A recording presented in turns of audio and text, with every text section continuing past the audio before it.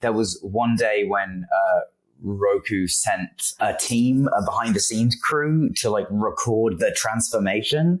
And, the moustache was my own. So like that was already on. And then I already had the wig on. So the guys were just like, well, what is that? And I was like, it's already happened. Like it's a wig and it's a Hawaiian shirt and it's my accordion.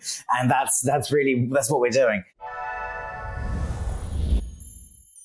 I think unexpected is kind of what we were going for. People would be expecting a straight up like spoof, Naked Gun, Hot Shots, Airplane. And, we want to deliver a richer experience, I think. The offer came in for this movie and the script came in before I read it. And I just like read the log line.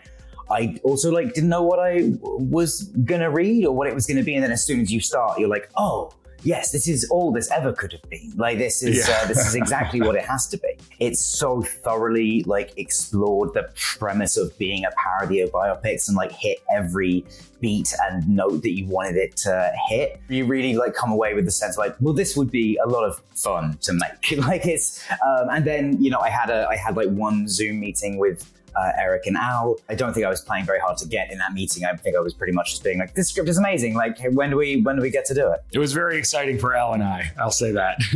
My whole life, all I wanted. I'm afraid we found your son at a polka party. Just to make up new words to a song that already exists. Oh, well, you should do that then.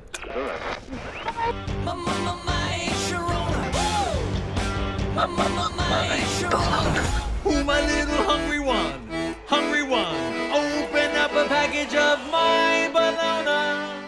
It was not something I could have predicted, but that's the joy of my job is that sometimes you get something like this and you go, wait, what? Like I think that was the world's first reaction to hearing that I had been cast as Weird Al was my first reaction on being offered the part, was just like, wait, what, me? But then as I read it, I was like, oh, right, I see why this can work, why it works with me. And yeah, no, it was not predicted, but a lovely surprise. I mean, he's such a great actor that can play both drama and comedy. We're just such big fans of his entire body of work and felt that he would really understand what we were going for. And what we really needed was him to like lean into the drama of this character in an absurd way. And that's what's going to make it really funny. And we thought that he just really checked all the boxes for us. I was on staff at Funny or Die, and I was making some other fake movie trailers. I did one called Gobstopper, which was like a torture porn version of Willy Wonka with Christopher Lloyd as this like evil Willy Wonka. And it was around the time that Notorious B.I.G. biopic had come out. And I know that all these biopics play really fast and loose with the facts. So, I had this idea to just make a fake biopic trailer about someone who's still alive that you could very easily fact check this thing by asking the person if this really happened or not, and then to fabricate everything. And I thought it would be a really funny idea to do it with Weird Al because, I was such a big fan of his and he's the king of parodies. So it worked on this meta level too, like a parody trailer about the person that does parodies that's a biopic. It was just meant to live online and be a sketch. When it came out, we had very briefly talked about, I wonder if we could turn this into a real thing. And for whatever reason, we didn't. About a decade goes by and I get a random email from Weird Al one morning that just says, I think it's time. He's like, I saw, Bohemian Rhapsody, the trailer for Rocket Man was out at the time, and biopics were just back in the zeitgeist. It seems like there was a huge slate of, the Whitney Houston, Elvis had been announced. We just thought the time was right to turn it into a full feature. Every once in a great while, I can spot a talent that I know is the future of music. But first, we gotta find you a stage name. Al Yankovic. It's long, it's hard to pronounce. So I'm just gonna throw this out there. Weird Al Yankovic. I love it.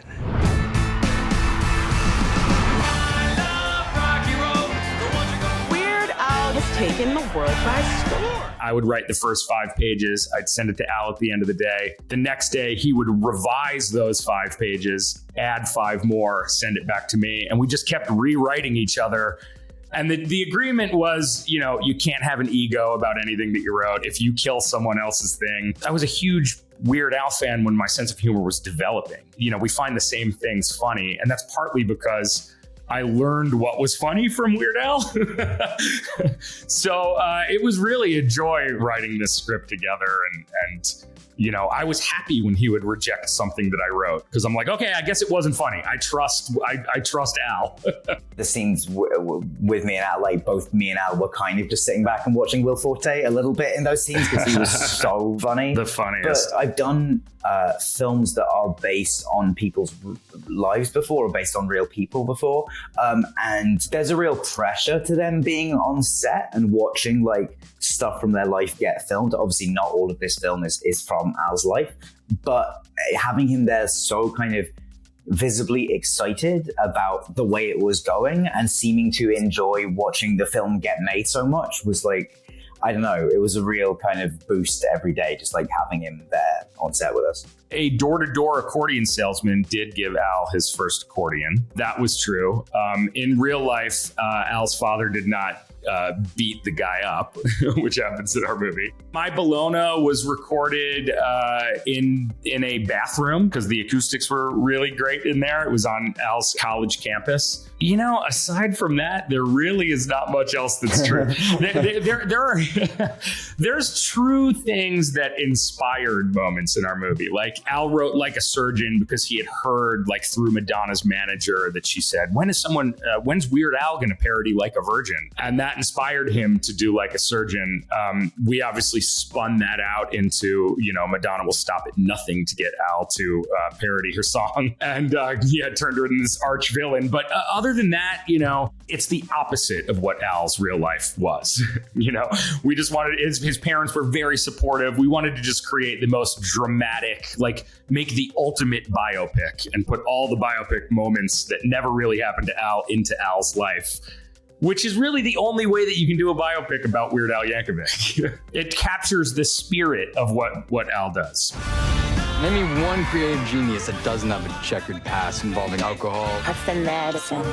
and drugs. I think Madonna's a bad influence on you. What? No offense.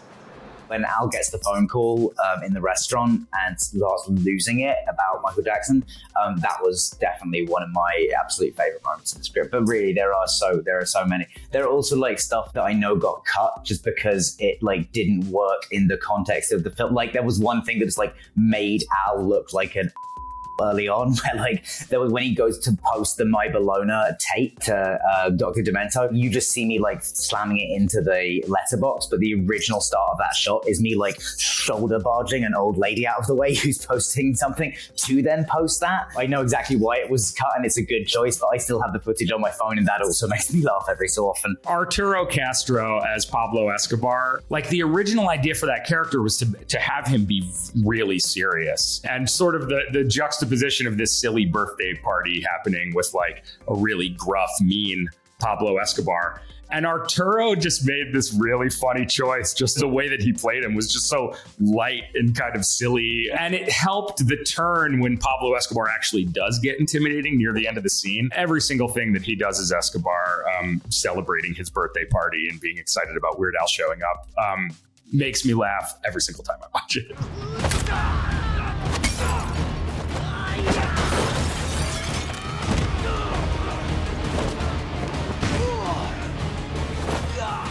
Jake, our coordinator, was like amazing, and Andrew, my stunt double, was brilliant, and that scene would not have happened were it not for the both of them and how great they were. The things Potter taught me about stunt work was just like putting yourself in the hands of the stunt team and like working with them because they like know what they're doing and are brilliant at it. But yeah, it was super fun. I mean, I love getting to do that kind of stuff because I got to do so much of it on Potter. I don't get to do as much of it anymore, but I got to do a lot of it actually on this film as Weird Al. So yeah, it was very, very fun to do.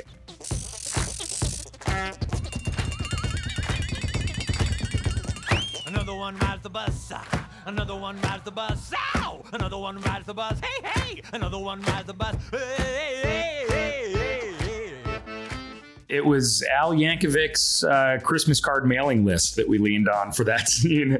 Al sort of worked as our casting director just for that scene. We came up with all these ideas for these funny like early 80s, late 70s, weirdo characters. And Al just gave me a list of like, here are people that I could personally reach out to. It was amazing getting those like text messages back.